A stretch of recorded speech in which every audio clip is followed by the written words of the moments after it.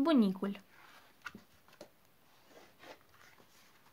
Se scutură din salcâmi o ploaie de miresme. Bunicul stă pe prispă. Se gândește. La ce se gândește? La nimic. Numără florile care cad, se uită în fundul grădinii, se scarpină în cap, iar numără florile scuturate de adiere.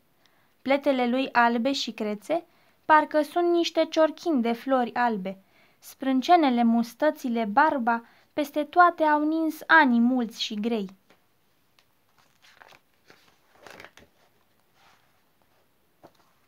Numai ochii bunicului au rămas ca odinioară, blânzi și mângâietori. Cine trânti poarta? Credeam că s-a umflat vântul.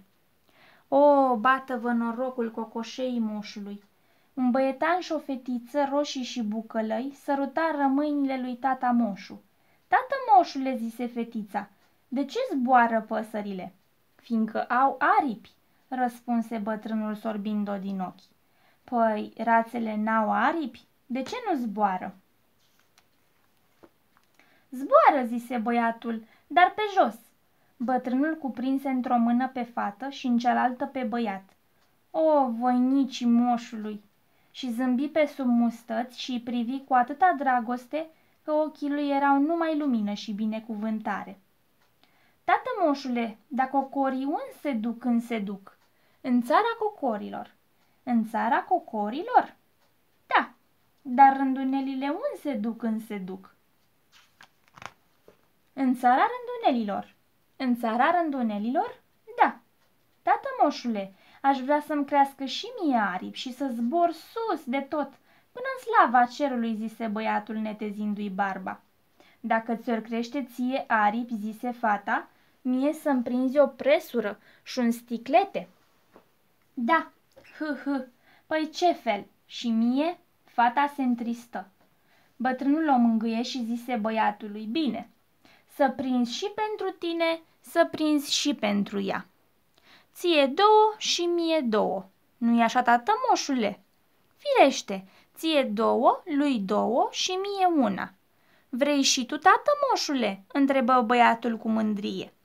Cum de nu? Mie un scatiu. Ce fericiți sunt! Băiatul încalecă pe un genunchi și fata pe altul. Bunicul îi joacă. Copiii bat în palme. Bunicul le cântă, măi cazace căzăcele, ce cazi noaptea prin argele. O femeie uscățivă intră pe poartă cu 2 doniți de apă. Copiii tăcură din râs și bunicul din cântec. E muma lor și fata lui.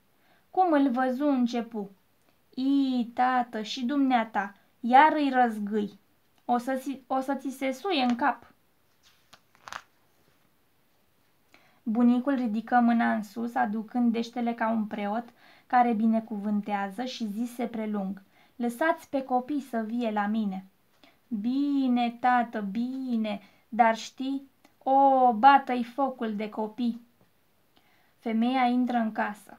Să-i bată norocul și sănătatea, șopti moșul, ca și cum ar fi mustrat pe cineva și sărută în creștetul capului și pe unul și pe altul. Și iar începu râsul și jocul și cântecul. Se osteni bunicul, stătu din joc.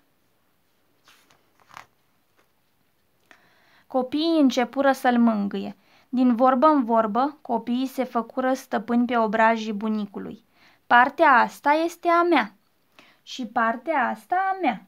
Mustața asta este a mea. Și asta a mea. La barbă se încurcară. Bunicul îi împăcă zicându-le, pe din două. Și copiii o și despicară cam repede că bătrânul strânse din ochi. Jumătate mie și jumătate mie. Și după ce o împărțiră frățește, începu lauda. Băiatul, mustața mea e mai lungă. Fata, ba, a mea e mai lungă. Și băiatul întinse de o mustață și fata de alta, ba a lui, ba a ei să fie mai lungă. Pe bunic îl trecură lacrămile, dar tăcu și împăcă zicându-le, amândouă sunt deopotrivă, și-a mea, și-a ei. Și-a mea, și-a lui. La obraj cearta se aprinse mai tare. Partea mea e mai frumoasă, ba a mea că e mai albă. Bunicul zâmbi.